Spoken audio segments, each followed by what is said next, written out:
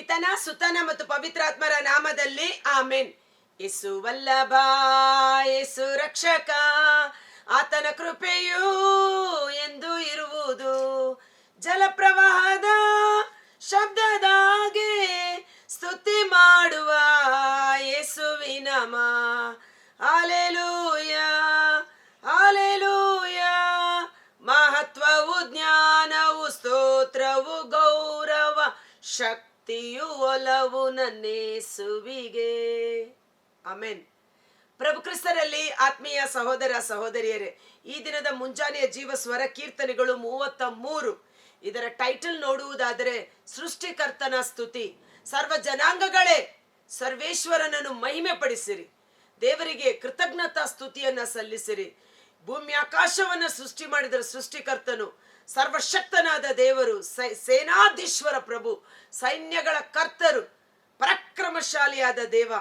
ಆತನನ್ನ ಎಷ್ಟು ಸ್ತುತಿಸಿದರೂ ಆತನು ಅದಕ್ಕಿಂತಲೂ ಮಿಗಿಲಾದ ಶ್ರೇಷ್ಠರಾಗಿದ್ದಾರೆ. ಆದ ಕಾರಣ ಆತನನ್ನ ಸ್ತುತಿಸಿ ಕೊಂಡಾಡುವುದು ನಮ್ಮ ಸೌಭಾಗ್ಯವಾಗಿದೆ. ಸಜ್ಜನರೇ ಮಾಡಿರಿ ಪ್ರಭುವಿನ ಗುಣಗಾನ, ನೀತಿವಂತರೇ ಆತನ ಸ್ತುತಿ ನಿಮಗೆ ಸುಗುಣ. ನೀತಿವಂತರೇ, ಸಜ್ಜನರೇ, ದೇವರಿಂದ ಆಯ್ಕೆ ಮಾಡಲ್ಪಟ್ಟ ಜನಾಂಗವೇ, ಆತನನ್ನು ಸ್ತುತಿಸಿ ಮಹಿಮೆ ಪಡಿಸಿರಿ.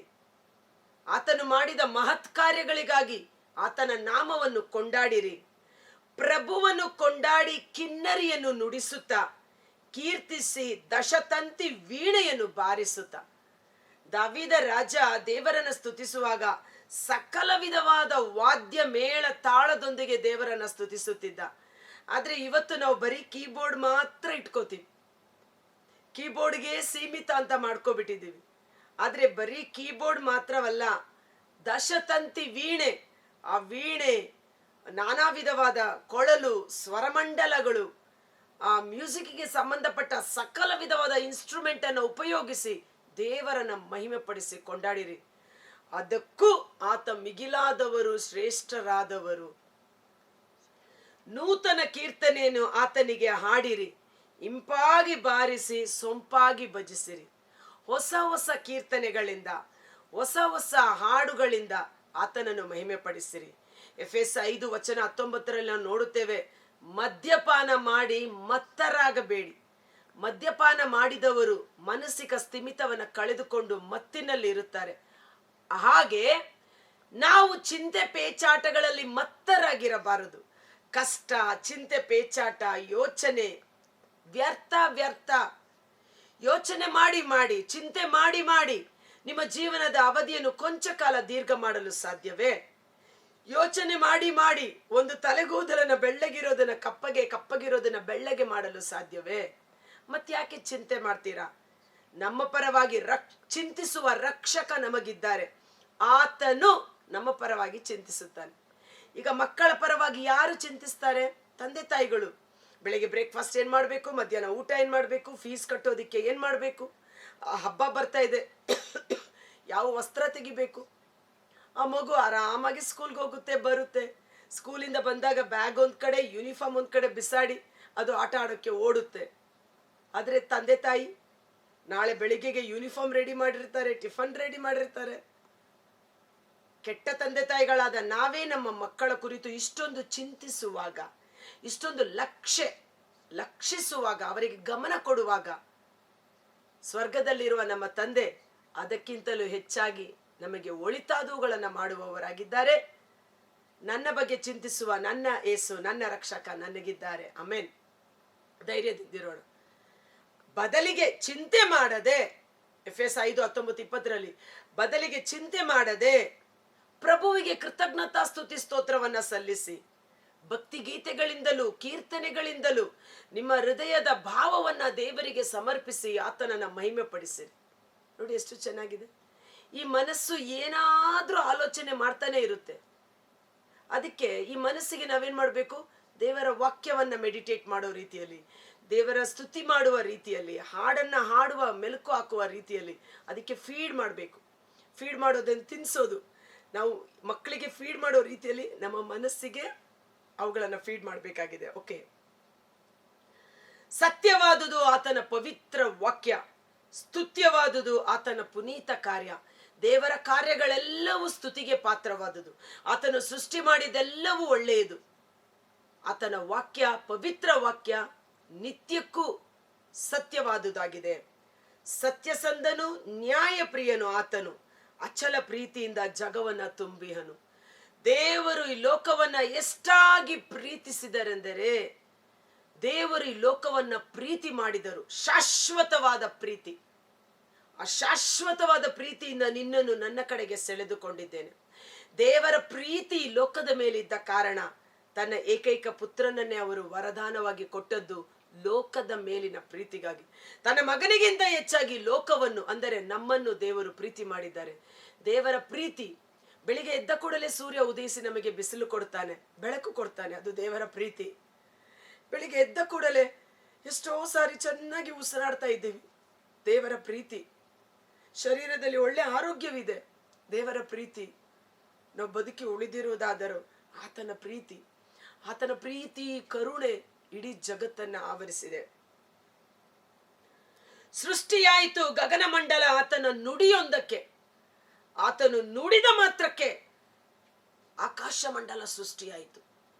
ಆತನ ಬಾಯಿಂದ ಹೊರಟು ಬಂದ ವಾಕ್ಯದ ಶಕ್ತಿ. ನುಡಿದದ್ದನ್ನು ನೆರವೇರಿಸುವ ದೇವರು, ನೆರವೇರಿಸುವುದನ್ನೇ ಮಾತನಾಡುವ ದೇವರು ನನ್ನ ಯೇಸು ನನ್ನ ರಕ್ಷಕ. ಆಮೆನ್. ಆತನ ಬಾಯಿಂದ ಹೊರಟು ಬರುವ ವಾಕ್ಯ ತನ್ನ ಕಾರ್ಯವನ್ನ ಕೈಗೂಡಿಸದೆ ಹೊರತು ವ್ಯರ್ಥವಾಗಿ ಹಿಂದಿರುಗಿ ಹೋಗುವುದಿಲ್ಲ. ಆಕಾಶ ಉಂಟಾಗಲಿ ಎಂದು ನುಡಿದ ಮಾತ್ರಕ್ಕೆ ಸೂರ್ಯ, ಚಂದ್ರ, ನಕ್ಷತ್ರಗಳು, ಹಗಲಿಗೆ ಬೆಳಕು, ರಾತ್ರಿಗೆ ಚಂದ್ರ, ಅದ್ಭುತಕರವಾದ ರೀತಿಯಲ್ಲಿ ದೇವರು ಸೃಷ್ಟಿ ಮಾಡಿದರು. ರೂಪುಗೊಂಡಿತು ತಾರಾಮಂಡಲ ಅವನು ಉಸಿರು ಮಾತ್ರಕ್ಕೆ. ತುಂಬಿಸಿಟ್ಟಿಯನು ಜಲರಾಶಿಗಳನ್ನು ಕಡಲೆಂಬ ಕುಡಿಕೆಯಲ್ಲಿ. ಇಡೀ ಭೂಮಿ ಸಮುದ್ರದಿಂದ ಆವೃತವಾಗಿತ್ತು. ಆದಿಕಾಂಡ 1ನೇ ಅಧ್ಯಾಯ ವಚನ 1ರಲ್ಲಿ ನಾವು ನೋಡ್ತೇವೆ. ಆ ನೀರನ್ನೆಲ್ಲ ಸಮುದ್ರ ಎಂಬ ಒಂದು ಪಾತ್ರೆಯಲ್ಲಿ ತುಂಬಿಸಿಟ್ಟರು. ಯಾಕೆ ಅಂದ್ರೆ ದೇವರ ಶಕ್ತಿ ಸಾಮರ್ಥ್ಯ ನಾವು ತಿಳಿದುಕೊಂಡಿರುವುದಕ್ಕಿಂತ ಎಷ್ಟೋ ದೊಡ್ಡವರು. ಯಾರಿಂದ ಸಾಧ್ಯ ಅಲ್ವಾ? ನಾವೇನ್ ತಿಳ್ಕೊತೀವಿ, ದೇವರು ಒಬ್ಬ ಸಾಧಾರಣ ಅಂತ. ಈ ಸಣ್ಣ ಸಣ್ಣ ಕಷ್ಟಗಳಿಗೆ ನಾವು ದೇವರ ವಿರುದ್ಧ ಗೊಣಗಾಡ್ತೇವೆ. ಇಷ್ಟು ದೊಡ್ಡ ದೇವರಿಗೆ ನಿನ್ನ ಸಣ್ಣ ಸಮಸ್ಯೆಗಳನ್ನು ಬಗೆಹರಿಸಲು ಕಷ್ಟನ? ಆದ ಕಾರಣ ನಿಮ್ಮ ಸಮಸ್ಯೆಯ ಕುರಿತು ಮಾತನಾಡಬೇಡಿ. ಆ ಸಮಸ್ಯೆಯ ಮೇಲೆ ಅಧಿಕಾರವುಳ್ಳ, ಆ ಸಮಸ್ಯೆಗಳಿಂದ ಬಿಡುಗಡೆ ಮಾಡಬಲ್ಲ ದೇವರ ವಾಕ್ಯವನ್ನು, ದೇವರ ಶಕ್ತಿಯನ್ನು ನಾವು ಮಾತನಾಡೋಣ. ಕರೆಕ್ಟ್ ಅಲ್ವಾ? ಕೂಡಿಟ್ಟಿಯನು ಜಲಾಶಯಗಳನ್ನು ಭುವಿಯುಗ್ರಾಣದಲ್ಲಿ. ಪೊಡವಿ ಎಲ್ಲವೂ ಭಯಪಡಲಿ ಪ್ರಭುವಿಗೆ, ಅಡಗಿ ನಡೆಯಲಿ ನಾಡಿಗರೆಲ್ಲ ಆತನಿಗೆ. ಈ ಭೂಮಿಯಲ್ಲಿರುವುದೆಲ್ಲವೂ ದೇವರ ಮುಂದೆ ಭಯಭಕ್ತಿಯಿಂದ ಇರಲಿ. ತನ್ನನ್ನು ಸೃಷ್ಟಿ ಮಾಡಿದ ಸೃಷ್ಟಿಕರ್ತನಿಗೆ ದೈವ ಭಯಭಕ್ತಿಯಿಂದ ಕೂಡಿ ಅವರು ಜೀವಿಸುವಂತಾಗಲಿ. ಸೃಷ್ಟಿಯಾಯಿತು ಆತನ ನುಡಿ ಮಾತ್ರಕ್ಕೆ, ಸ್ಥಾಪನೆಯಾಯಿತು ಆತನ ಆಣತಿಯೊಂದಕ್ಕೆ. ಭೂಮಿ ಉಂಟಾಗಲಿ ಎಂಬ ಒಂದೇ ಒಂದು ವಾಕ್ಯಕ್ಕೆ ಭೂಮಿ ಉಂಟಾಯಿತು. ಅದಕ್ಕೆ ಒಂದು ಹಾಡಿದೆ, ತಮಿಳಲ್ಲಿದೆ ಹಾಡು. ಕೊಳೆತು ಹೋಗಿದ್ದ ಲಾಜರನ ಶರೀರಕ್ಕೆ ಜೀವ ಕೊಟ್ಟ ನೀನು, ನನ್ನ ರೋಗವನ್ನು ಗುಣಪಡಿಸಲು ನಿನಗೆ ಅಸಾಧ್ಯವೇ? ಬೆಟ್ಟ ಗುಡ್ಡಗಳನ್ನೇ ಕದಲಿಸಲು ಶಕ್ತಿಯುಳ್ಳ ನೀನು, ನನ್ನ ಜೀವನದ ತಡೆಗಳನ್ನು ಬಿಡುಗಡೆ ಮಾಡಲು ನಿನಗೆ ಅಸಾಧ್ಯವೇ? ದೇವರಿಗೆ ಎಲ್ಲವೂ ಸಾಧ್ಯ. ನನಗಾಗಿ ದೇವರು ಎಲ್ಲವನ್ನು ಮಾಡಲು ಶಕ್ತರಾಗಿದ್ದಾರೆ. ಎಂದೇವನ್ எனக்காய் ஏதாவது செய்திடுவார் என்றாவது என்னை மறந்தது ಉಂಡಾ? ನನ್ನ ದೇವರು ನನಗಾಗಿ ಏನಾದರೂ ಮಾಡ್ತಾನೇ ಇದ್ದಾರೆ. ಅವರು ಎಂದಾದರೂ ನನ್ನನ್ನು ಮರೆತದುಂಟೆ? ಸರ್ವಜ್ಞಾನಿ ಆತ, ಸರ್ವಜ್ಞಾನಿ. ಜ್ಞಾನದಿಂದ ಈ ಜಗವನ್ನು ರೂಪಿಸಿದ ದೇವರು. ಆತನಿಗೆ ನಿಮ್ಮ ಕಷ್ಟಗಳನ್ನು, ನಿಮ್ಮ ಸಮಸ್ಯೆಗಳನ್ನು ಬಿಡುಗಡೆ ಮಾಡಲು ಅಸಾಧ್ಯವಲ್ಲ.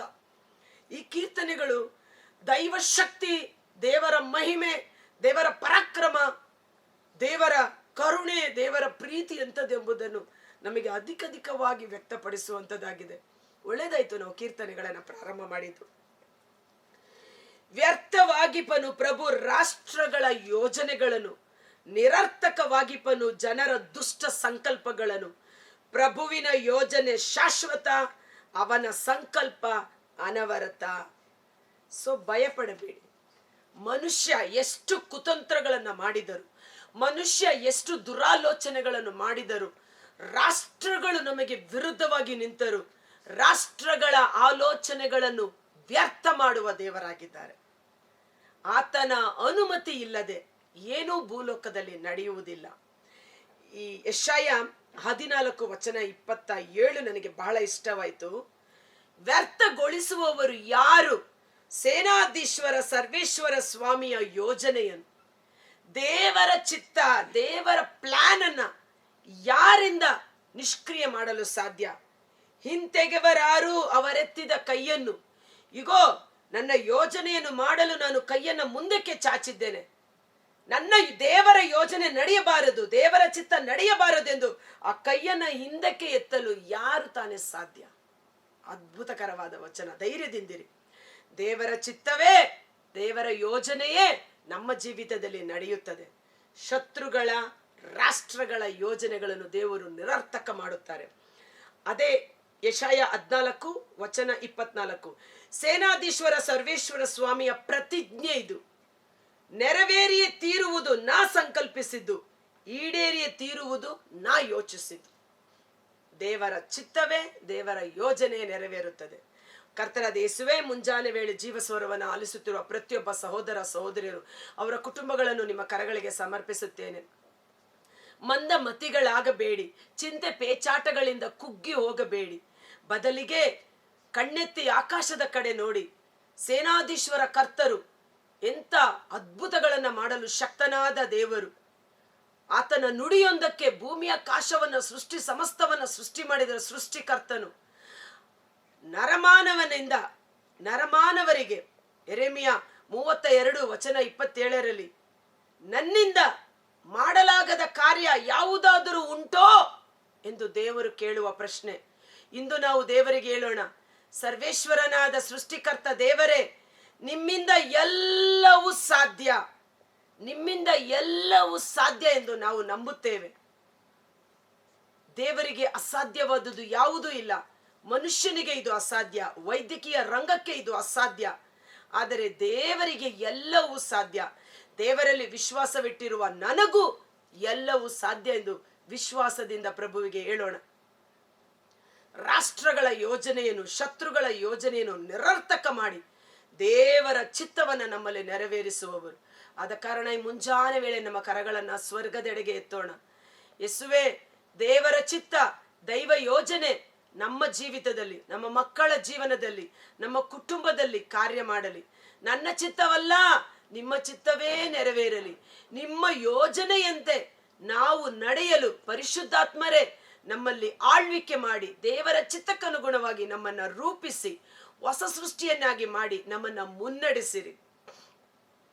ಇಗೋ, ನಾನು ನಿಮ್ಮ ದಾಸಿ, ನಿಮ್ಮ ಚಿತ್ತದಂತೆ ನನಗಾಗಲಿ ಎಂದು ಮತ್ತೆ ಮರಿಯಳು ಒಪ್ಪಿಸಿಕೊಟ್ಟ ರೀತಿಯಲ್ಲಿ, ಇಗೋ ದೇವ, ನಾ ಬಂದೆ ನಿನ್ನ ಚಿತ್ತವನ್ನು ನೆರವೇರಿಸಲೆಂದೇ ಪ್ರಭು ಯೇಸು ತನ್ನನ್ನು ಒಪ್ಪಿಸಿಕೊಟ್ಟ ರೀತಿಯಲ್ಲಿ ದೇವ, ನಮ್ಮ ಕುಟುಂಬ ನಿಮ್ಮ ಚಿತ್ತಕ್ಕನುಗುಣವಾಗಿ ಮುನ್ನಡೆಸಲ್ಪಡುವಂತಾಗಲಿ. ನಮ್ಮ ಎಲ್ಲ ಆಸೆ ಆಕಾಂಕ್ಷೆಗಳು, ಬೇಡಿಕೆ ಕೋರಿಕೆಗಳು ದೇವರ ಚಿತ್ತಕ್ಕನುಗುಣವಾಗಿ ನೆರವೇರಿಸಲ್ಪಡುವಂತೆ ಯೇಸುವಿನ ಅದ್ಭುತಕರವಾದ ನಾಮದಲ್ಲಿ ಪ್ರಾರ್ಥಿಸಿ ಬೇಡಿ ಹೊಂದಿಕೊಳ್ಳುತ್ತೇವೆ. ಆಮೆನ್. God bless you. ಈ ವಿಡಿಯೋ ಲಿಂಕ್ ಅನ್ನ ಪರರಿಗೂ ಶೇರ್ ಮಾಡಿ ಆಶೀರ್ವಾದವನ್ನು ಹೊಂದಿಕೊಳ್ಳಿ.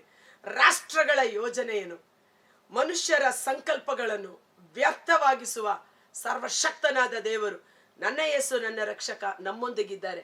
ಭಯಪಡಬೇಡಿ. ದೇವರ ಚಿತ್ತವೇ ನನ್ನ ಜೀವನದಲ್ಲಿ ನೆರವೇರುವುದು.